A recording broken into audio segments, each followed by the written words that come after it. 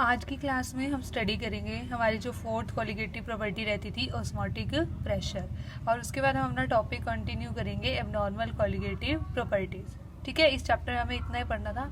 तो हम स्टार्ट करते हैं हमारी fourth colligative property, that is osmotic pressure. ठीक है, तो देखो सबसे पहले हमें पता होना चाहिए कि ऑस्मोटिक प्रेशर क्या होता है। ऑस्मोटिक प्रेशर को स्टडी करने से पहले हम कुछ टर्म जैसे कि ऑस्मोसिस, ठीक है, इसके बारे में हम स्टडी करेंगे। तो सबसे पहले हम स्टडी करते हैं डिफ्यूज़न। डिफ्यूज़न क्या होता है? What is diffusion?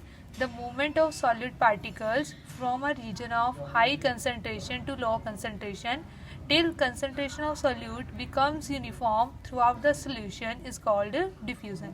देखो बच्चे, इस प्रोसेस का इसका मतलब क्या है? इसका कि हमारे पास डिफ्यूजन का मतलब क्या कहते हैं कि यहाँ पे क्या हो रही है, मूवमेंट हो रही है किसकी, सॉल्यूट पार्टिकल्स की। ठीक है, कहाँ से कहाँ तक? High concentration to low concentration तक। ठीक है, अब देखो इसका मतलब क्या है, इसे हम एग्जाम्पल की हेल्प से समझते हैं तभी हमें ये पूरा कंप्लीट क्लियर हो जाएगा। देखो सपोज करो हमारे पास एक बीकर है। ठीक है, हमने बीकर में क्या लिए, कुछ सम क्रिस्टल्स ऑफ कॉपर सल्फेट। पहले से हमने कॉपर सल्फेट के कुछ क्रिस्टल्स लिए, ठीक है, जो प्रेजेंट है at the bottom of beaker. फिर हमने क्या किया, अलोंग द साइड, ठीक है, अलोंग द वॉल हमने क्या किया, वाटर को ऐड किया। अलोंग द वॉल जब हम वाटर को ऐड करते हैं तो हम क्या देखते हैं कि यहाँ पे एक लेयर बन जाती है वाटर की, और जबकि क्रिस्टल यहाँ पे बॉटम पे प्रेजेंट रहते हैं। बट अगर हम इस सॉल्यूशन को हम ऐसे ही छोड़ दें, ठीक है, 7-8 घंटे के लिए हम छोड़ दें, तो हम क्या देखते हैं, after 7 and 8 hours the solution, the whole solution become blue in colour. ठीक है, जो पूरा का पूरा सोल्यूशन है वो ब्लू कलर का सोल्यूशन हो जाता है। तो इसका मतलब क्या है कि जो यहाँ पे कंसंट्रेशन जो सोल्यूट पार्टिकल्स है वो कहाँ पे चले गए हैं, सोल्यूशन में चले गए हैं। ठीक है, सॉल्वेंट में चले गए। इट मीन्स यहाँ पे मूवमेंट हो रही है सॉल्यूट पार्टिकल्स की, किस में, सॉल्वेंट पार्टिकल्स में। ठीक है, तो इस प्रोसेस को हम क्या कहते हैं, डिफ्यूजन। ठीक है, उसके बाद देखो डिफ्यूजन में क्या है, high concentration to low concentration movement हो रही है पार्टिकल्स की, सॉल्यूट पार्टिकल्स की।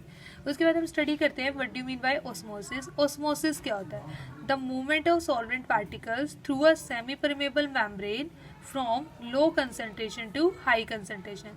देखो यहाँ पे इंपॉर्टेंट चीज़ यह है कि हमारे पास डिफ्यूज़न और ऑस्मोसिस में क्या डिफरेंस है।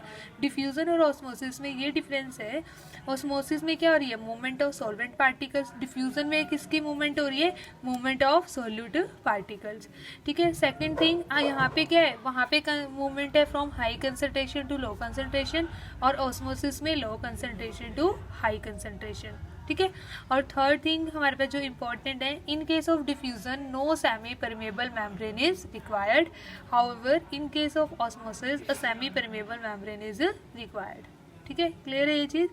उसके बाद हमारे पास आता है कि अब हम ये टर्म समझते हैं what do mean bye semi permeable membrane, कि सेमी परमेबल मेम्ब्रेन है क्या। ठीक है, सेमी परमेबल मेम्ब्रेन एक वो मेम्ब्रेन होती है जिसके थ्रू सिर्फ सॉल्वेंट पार्टिकल्स मूव कर सकता है, सॉलिड पार्टिकल उसके थ्रू मूव नहीं कर सकता, उसे हम क्या कहते हैं, सेमी परमेबल मेम्ब्रेन।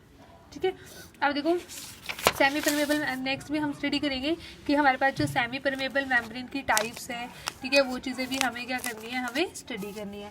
तो देखो सबसे पहले semi permeable membrane are of 2 types, natural semi permeable membrane and artificial semi permeable membrane. ठीक है, अब देखो दोनों में क्या डिफरेंस होता है। सेमी परमेबल मेम्ब्रेन जो नेचुरली अक्कर होती है उसे हम क्या कहते हैं, नेचुरल सेमी परमेबल मेम्ब्रेन, जबकि आर्टिफिशियल सेमी परमेबल मेम्ब्रेन क्या होता है, man made semi permeable membrane. ठीक है, नेचुरल सेमी परमेबल मेम्ब्रेन क्या होती है, जैसे कि हमारे पास लिविंग बींग्स में जो प्रेजेंट होती है, जैसे हमारे पास हो गया goat bladder, cell membrane etcetera.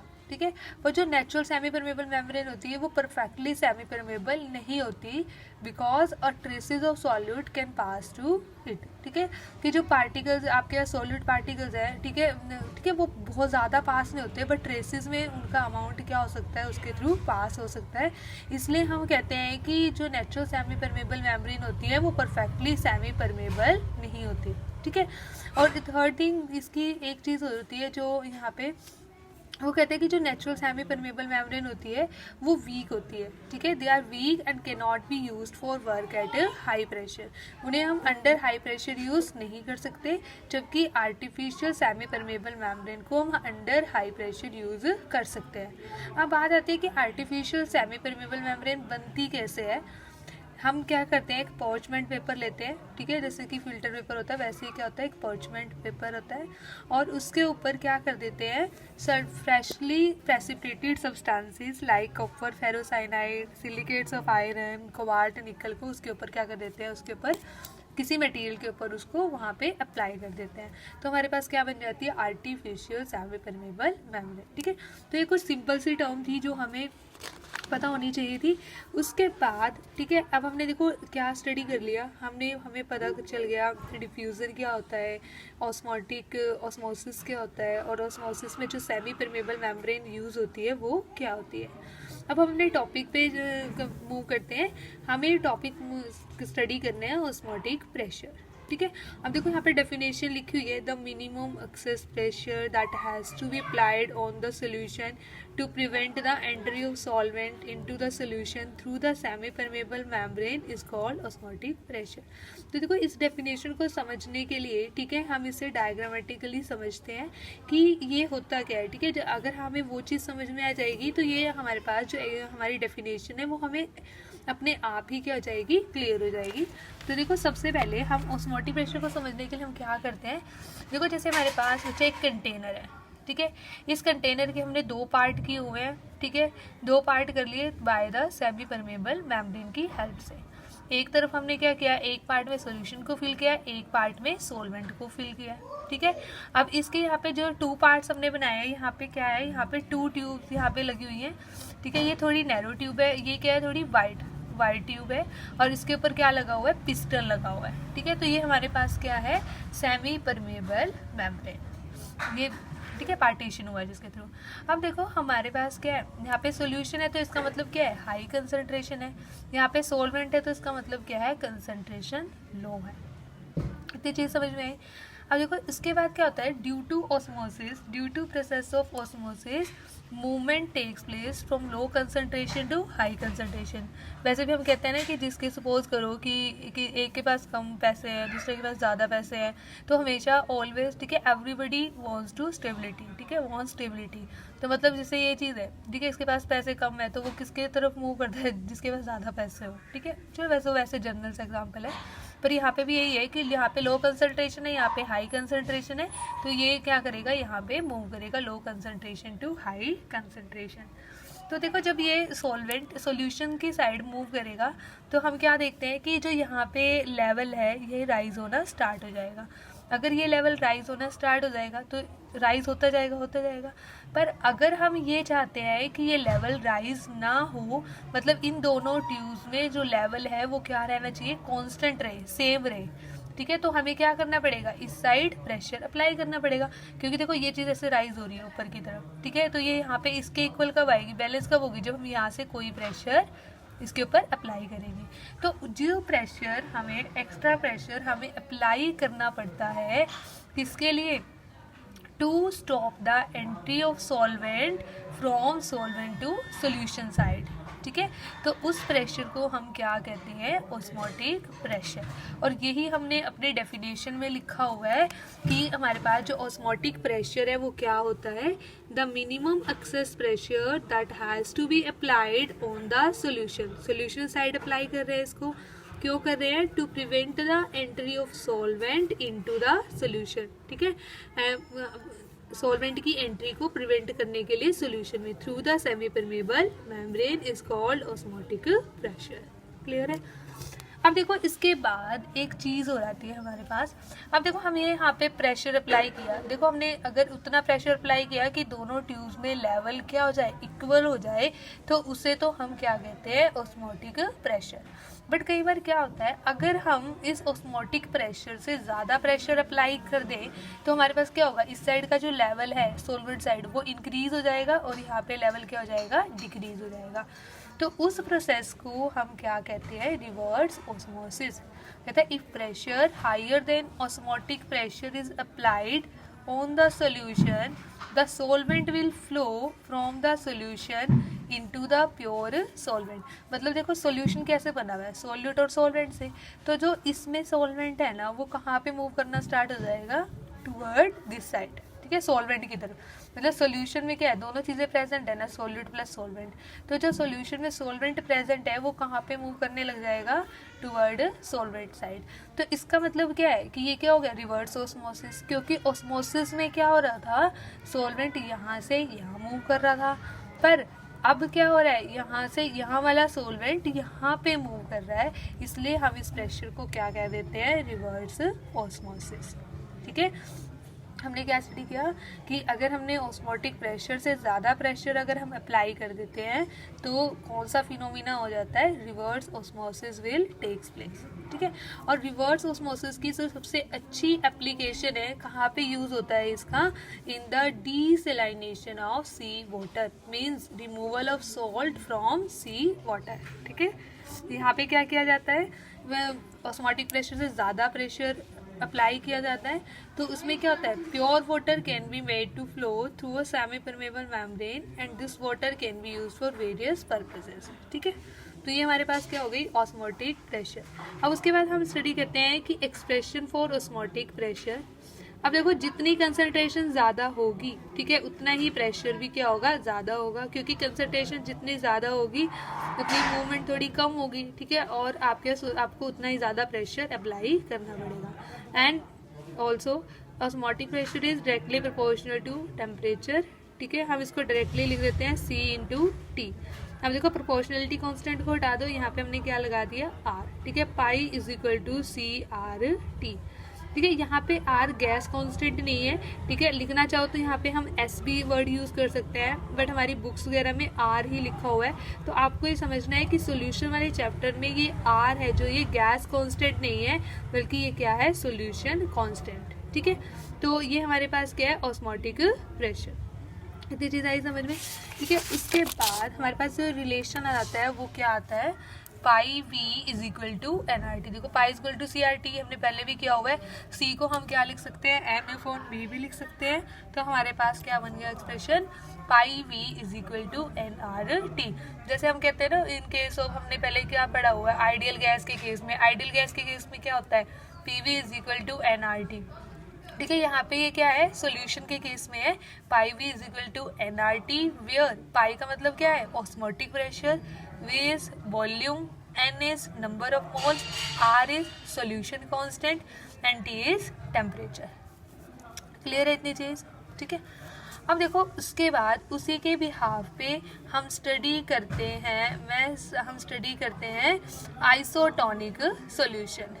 ठीक है, आइसोटोनिक सॉल्यूशन होता क्या है, कहते हैं दो सॉल्यूशन जिनका ऑस्मोटिक प्रेशर क्या हो, सेम हो। ठीक है, सेम टेम्परेचर पे, अगर कंडीशन क्या है, टेम्परेचर सेम है और दोनों का ऑस्मोटिक प्रेशर क्या है, सेम है, तो उसे हम क्या कहते हैं, आइसोटोनिक सॉल्यूशन। ठीक है, अगर हम आइसोटोनिक सॉल्यूशन में ऐसे ही पार्टीशन बना दें, ठीक है, तो वहाँ पे क्या होता है, वहाँ पे सॉल्वेंट मूव करता ही नहीं है। ठीक है, क्योंकि दोनों तरफ ऑस्मोटिक प्रेशर क्या है, सेम होता है। ठीक है, and the solvent does not flow from either side. ठीक है, according to van't Hoff equation so pi is equal to CRT होते हैं। देखो यहाँ पे S लिखा हुआ है। ठीक है, तो यहाँ पे भी क्या लिखो, यहाँ पे भी हम R ही लिखते हैं। ठीक है, CRT, क्योंकि अगर हम सभी जगह R यूज कर रहे हैं तो R ही यूज करेंगे। तो पाई 1 इज इक्वल टू पाई 2। ठीक है, तो ये वाली कंडीशन अप्लाई हो जाएगी। ठीक है, उसके बाद हमारे पास सेकंड टाइप का सोल्यूशन होता है हाइपोटोनिक सोल्यूशन। ठीक है, हाइपोटोनिक सोल्यूशन, ठीक है, इसका मतलब क्या होता है, इसे हम एंडोऑस्मोसिस भी कहते हैं। एग्जाम्पल जैसे रेजिन्स इन वाटर, अगर हम रेजिन्स को वाटर में, ठीक है, डिप कर देते हैं तो हम क्या देखते हैं कि वो स्वेल हो जाती है। वो स्वेल क्यों होती है, क्योंकि देखो ये सपोज करो, ये कैसे होता है एंडोऑस्मोसिस का फिनोमिना, अगर हमारे पास ये सपोज करो, ये हमारे पास एक सेल है, ठीक है, फॉर एग्जांपल, और हमने इसको प्लेस कर दिया लो कंसंट्रेशन सॉल्यूशन में। ठीक है, लो कंसंट्रेशन सॉल्यूशन में अगर हमने इसको प्लेस डाउन किया है तो ड्यू टू ऑस्मोसिस, यहाँ पे तो लो कंसंट्रेशन है, यहाँ पे हाई कंसंट्रेशन है, मूवमेंट क्या होगी सॉल्वेंट की, यहाँ से क्या होगी, टुवर्ड इनवर्ट साइड मूवमेंट होगी। अगर इनवर्ट साइड वाटर की मूवमेंट होगी तो जो ये सेल होगी, सपोज करो ये रेजिन है, तो ये क्या हो जाएगी, स्वेल हो जाएगी। ठीक है, और क्योंकि ये अंदर की तरफ मूव कर रहा है सॉल्वेंट, इसलिए हम इसे क्या कहते हैं, एंडोऑस्मोसिस। क्लियर है, और इसे हम क्या कहते हैं, हाइपोटोनिक सोल्यूशन। ठीक है। उसके बाद हमारे पास आता है ऐसे ही हाइपरटोनिक सोल्यूशन। हाइपरटोनिक सोल्यूशन को हम एक्सोस्मोसिस भी कहते हैं। और इसमें क्या होता है, इसमें ये चीज़ होती है कि अगर हम एक सेल को, ठीक है, या फिर एक सब्सटेंस को हम किसी हाई कंसनट्रेटेड सोल्यूशन में रखते हैं तो हमारे पास मूवमेंट क्या होती है वाटर की, from low concentration to high concentration. तो मतलब यहाँ पे सोलवेंट क्या आ जाएगा, बाहर की तरफ मूव करेगा और एज अ रिजल्ट जो हमारे पास ये होगा ये क्या कर जाएगी, श्रिंक कर जाएगी। ठीक है, तो इसे हम क्या कहते हैं, हाइपरटोनिक सोल्यूशन। ठीक है, तो ये चीज़ हमें समझ में आनी चाहिए, पूछ ली जाती है कई बार 1 मार्क्स में। ठीक है, उसके बाद है हमारे पास experimental measurement of osmotic pressure. ठीक है, कि अगर हमें एक्सपेरिमेंटली मेज़र करना हो ऑस्मोटिक प्रेशर को तो हम कैसे कर सकते हैं। इसके लिए हमारे पास एक, ठीक है, एक मेथड होता है बर्कले एंड हार्टलेस मेथड। ठीक है, इसमें क्या होता है, ये भी आपके पास क्या होता है, बिल्कुल सेम, ठीक है, सिंपल सा प्रोसेस होता है। वैसे सबसे पहले हमारे पास होती है एक ट्यूब होती है टी। ठीक है, एक ट्यूब टी लेते हैं, उसमें हम क्या करते हैं, सोलवेंट को फिल कर देते हैं। ठीक है, उसके बाद हम क्या करते हैं, इस ट्यूब टी पर हम क्या करते हैं, यहाँ पे एक सेमी परमेबल मेम्ब्रेन को, यहाँ पे ये क्या है, सेमी परमेबल मेम्ब्रेन, जिसको डार्क किया ना अभी, ये क्या है, सेमी परमेबल मेम्ब्रेन। ठीक है, फिर हम क्या करते हैं, एक ट्यूब इसको कवर करते हैं, ये गन मेटल से बनी होती है। ठीक है, यहाँ पे इस पे हम क्या अप्लाई करते हैं, इसमें फिल करते हैं हम सोल्यूशन को। ठीक है, यहाँ पे भी इस सॉल्वेंट, इसको सोल्यूशन क्या कर रहा है, सोलवेंट को सराउंड कर रहा है हर तरफ से। ठीक है, तो हमारे पास क्या होता है, फिर हमारे पास देखो यहाँ पे अपरेटस में क्या होता है, यहाँ पे क्या लगा हुआ है, प्रेशर गॉज लगा हुआ है। ठीक है, तो एज अ रिजल्ट क्या होता है, आप देखो ऑस्मोसिस की वजह से सोलवेंट है, सोलवेंट मूव कहाँ पे करेगा, सोल्यूशन की साइड मूव करना स्टार्ट करता है। जैसे ये सोल्यूशन की तरफ मूव करता है तो इट मीन्स यहाँ पे ये प्रेशर गॉज है, यहाँ पे क्या हो जाएगा, जितना भी यहाँ पे राइज होगा, ठीक है, यहाँ पे प्रेशर क्या होगा, अप्लाई होगा इसकी। अब देखो यहाँ पे, ठीक है, अगर यहाँ पे ये मूव करेगा तो यहाँ पे क्या करेगा, ये रेज करेगा और इसकी एंट्री को स्टॉप करने के लिए यहाँ पे क्या होगा, एक्स्ट्रा प्रेशर अप्लाई करना पड़ेगा यहाँ पे इस पिस्टन पर। जितना एक्स्ट्रा प्रेशर हम अप्लाई करेंगे वो ही हमारा क्या होगा, ऑस्मोटिक प्रेशर होगा। और वो प्रेशर हम कैसे मेजर करेंगे, with the help of pressure gauge. ठीक है, यहाँ पे रीडिंग आ जाएगी तो हमें पता चल जाएगा कि कितना एक्स्ट्रा प्रेशर हमने अप्लाई किया है और यहाँ से इसकी कैलकुलेशन हो जाएगी ऑस्मोटिक प्रेशर की। ठीक है, तो ये मेथड होता है ऑस्मोटिक प्रेशर को कैलकुलेट करने का। ठीक है, सिंपल सा मेथड है। ठीक है, सिर्फ अपरेटस से हमें इसको समझना है कि कैसे हम ऑस्मोटिक प्रेशर को यहाँ पे मेजर कर सकते हैं। ठीक है, उसके बाद है कि हमारे पास एडवांटेज ऑफ ऑस्मोसिस, जो ऑस्मोसिस का प्रोसेस है उसके क्या क्या फ़ायदे हैं, एडवांटेज क्या है। ठीक है, कहाँ कहाँ डेली लाइफ में हम इसे ऑब्जर्व कर सकते हैं। देखो सबसे पहले जो normal functioning of living system होता है, मतलब हमारे पास सेल मेम्ब्रेन के अक्रॉस क्या होता है, प्लांट सेल और एनिमल सेल के अक्रॉस क्या होता है, फ्लूइड कंसनट्रेशन क्या रहती है, मेंटेन रहती है प्लांट और एनिमल सेल में due to osmosis. Second thing, flow of water to various parts of plants takes place due to osmosis, and third is movement of water from roots to the top of plants takes place via osmosis। तो वो क्या होते हैं हमारे पास advantage of osmosis. ठीक है, osmosis के बहुत सारे एग्जांपल्स है जो हम अपनी डेली लाइफ में देखते हैं। उसके बाद कुछ टर्म्स हैं, ये कई बार 1 मार्क्स में पूछ ली जाती है कि जैसे प्लाज्मोलिसिस क्या है, हीमोलिसिस क्या है। ठीक है, जैसे ये चीज़ें हम पढ़ चुके हैं। कहते हैं कि प्लाज्मोलिसिस कब बोलते हैं हम, कहते हैं जब हम एक सेल को हाइपरटोनिक सोल्यूशन, मतलब कंसनट्रेटेड सोल्यूशन में प्लेस डाउन कर देते हैं हाई कंसनट्रेशन में, तो ये क्या हो जाती है, श्रिंक हो जाती है और इस फिनोमिना को हम क्या कहते हैं, प्लाज्मोलिसिस। ठीक है, उसके बाद है हीमोलिसिस। हीमोलिसिस केस में क्या करते हैं, कहते हैं जब हम आरबीसी रेड ब्लड सेल्स को प्योर वाटर में या डाइल्यूट सोल्यूशन में प्लेस डाउन कर देते हैं तो वो स्वेल अप हो जाती है और फाइनली बर्स्ट हो जाती है और इस फिनोमिना को हम क्या कहते हैं, हीमोलिसिस। ठीक है, तो ये हमारे पास कुछ टर्म्स है, ये हमें पता होनी चाहिए कि प्लाज्मोलिसिस, हीमोलिसिस ये क्या होती है। अब देखो उसके बाद, ठीक है, तो ये हमारी क्या होगी, फोर्थ कोलिगेटिव प्रॉपर्टी होगी। अब देखो कोलिगेटिव प्रॉपर्टी, इस कोलिगेटिव प्रॉपर्टी की हेल्प से हम मोलर मास को कैसे फाइंड आउट करते हैं। देखो जैसे ये है ना, pi V is equal to n R T. ठीक है, तो यहाँ पे आपको इसी तरीके से करना है बच्चों, पाई वी इज इक्वल टू, ये एन क्या है, number of moles of solute. इसका मतलब यहाँ पे हम क्या लिख देंगे, W2/M2 into are into T. ठीक है, तो यहाँ पे हम ये क्या है, molar mass can be calculated if we know the osmotic pressure. ठीक है। तो इस तरीके से हमारे पास हमने देखा कि जो हमारे पास 4 कोलिगेटिव प्रॉपर्टीज हैं वो किसके लिए यूज होती है, to find out the molar mass of solid. ठीक है, चारों